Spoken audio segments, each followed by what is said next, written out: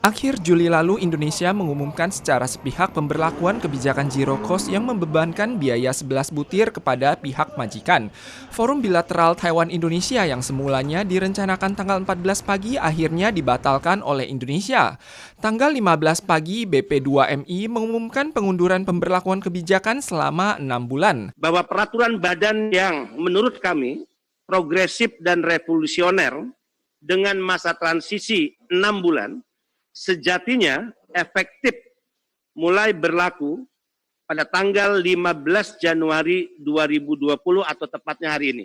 Biaya pelatihan dan sertifikasi tidak boleh dibebankan kepada PMI. Alasan pengunduran ini adalah karena Indonesia masih belum sempat menyiapkan anggaran terkait serta akan menggunakan masa 6 bulan ini untuk menaikkan ulang MOU dengan 14 negara pengimpor PMI termasuk Taiwan.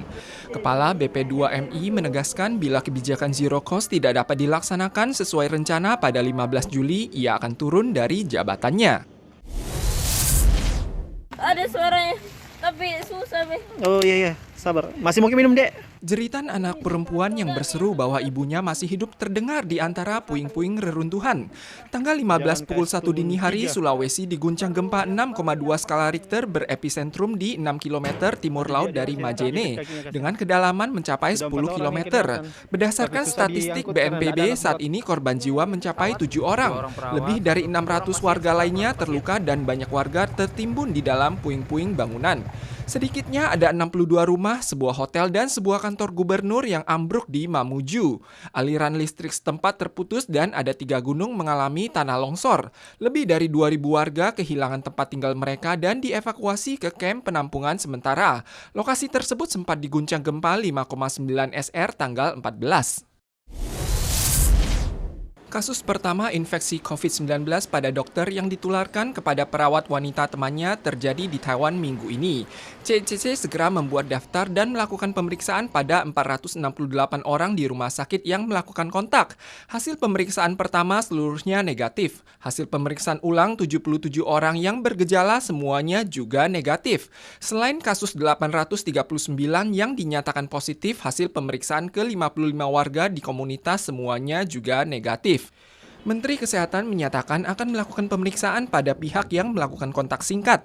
Selain itu, karena sebagian besar dari ke-104 pasien COVID-19 di rumah sakit saat ini memiliki gejala ringan, mulai hari ini bila gejalanya membaik lebih dari 3 hari, nilai hasil tes asam nukleat PCR selama 2 kali berturut-turut lebih besar atau sama dengan 34, atau 1 kali negatif, nilai hasil CT 1 kali lebih besar atau sama dengan 34, atau tes 2 kali hasilnya negatif, serta waktu dari timbul gejala lebih dari 10 hari, mereka akan dibebaskan dari rumah sakit setelah ketiga syarat tersebut terpenuhi.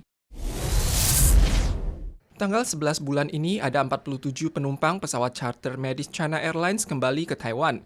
Selain 5 penumpang dari Guam yang perlu berobat, selebihnya pulang atau menuju hotel karantina. Tanggal 14 dikabarkan seorang warga berusia 73 tahun tewas di teras saat menjalani karantina rumah. Selain untuk sementara menangguhkan kedatangan warga non-Taiwan, warga Taiwan yang menjalani karantina rumah 14 hari setelah kembali dari luar negeri juga harus mematuhi aturan 1 orang per kamar. Bila ditambah 7 hari masa manajemen kesehatan pribadi, maka mereka harus kembali lebih awal untuk dapat berkumpul bersama keluarga saat liburan Imlek. Akibat pandemi tahun ini, Kota New Taipei telah membatalkan penyelenggaraan bazar Imlek annual agar warga dapat menghindari kerumunan dan berbelanja di pasar tradisional. Menurut Wali Kota New Taipei, skala kegiatan Imlek lainnya di Kota New Taipei juga akan diperkecil atau mengadopsi pemberlakuan pencatatan nama asli. Sedangkan kegiatan di Tihuajie tetap berjalan mulai tanggal 28, namun tidak membagikan sampel makanan gratis. Ada penjual yang memprediksi penurunan omset karena membeli setelah mencoba sampel makanan merupakan esensi bazar Imlek. Wali Kota Taichung menyatakan pembatalan bazar di Tianjin Street secara inisiatif sejalan dengan kebijakan pencegahan pandemi pemerintah pusat.